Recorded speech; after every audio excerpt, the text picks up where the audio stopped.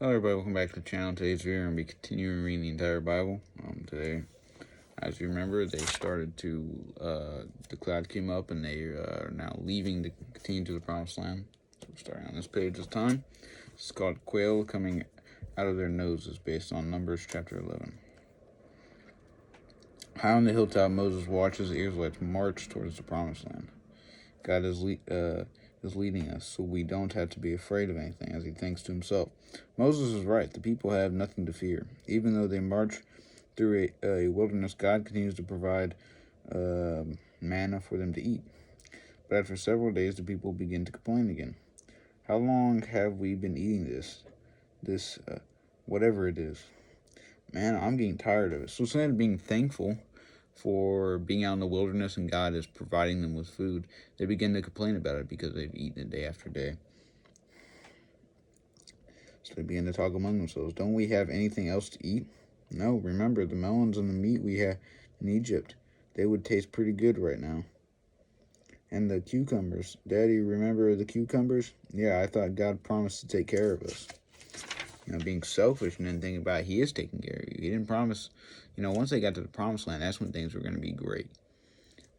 But they would have had everything at their fingertips. I mean, it'd been, it would have been an amazing land. But God's rage burns at the Israelites' pretty petty complaints, and then so do their tents. Fire breaks out in the Israelite camp, and the people are forced to pause their complaining while they try to beat back the flames. Did God send the lightning to burn our tents? Maybe it's a warning for us to stop grumbling about the food he has given us. Help us, Moses. We'll lose the whole camp. Only God's mercy can help you. Now I'll pray for you. And as Moses prays, the fire goes out on its own. So God had put the fire out. He'd put that fire on, and now he's taken it out. To shut him up about the complaining. Look, the fire is out.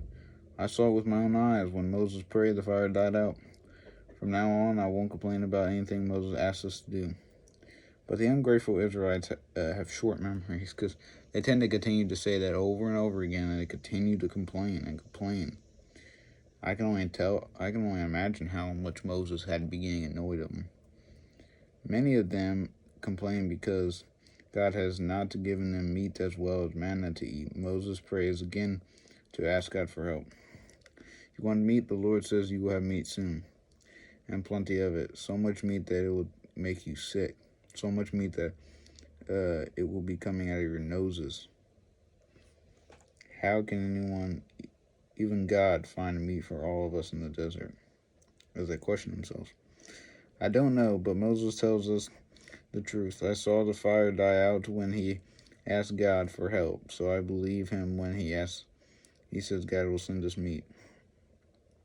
Suddenly the wind begins to blow in from the sea, and with it come a great flocks of quail that cover the sky like a cloud.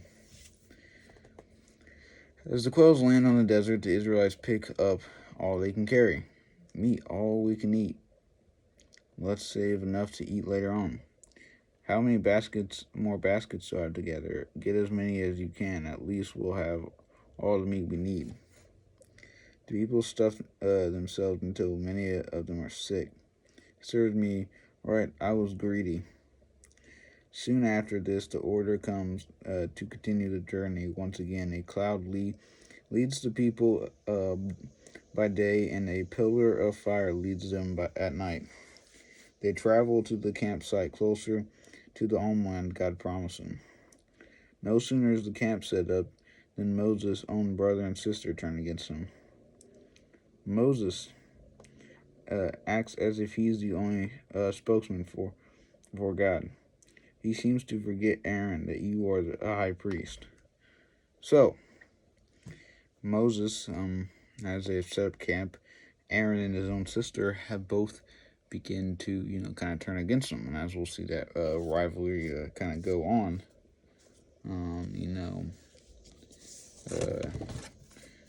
between siblings tomorrow. So, we'll see how that goes. Hopefully you guys learned something new. And, we'll see how they're complaining and their selfishness. And, just they're downright, whining. Which could be very annoying, especially I can imagine how annoying that'd be for God, and they're just ungratefulness. We'll see what ends up being, what ends up taking them, I believe it was 40 years to get there instead of a short time.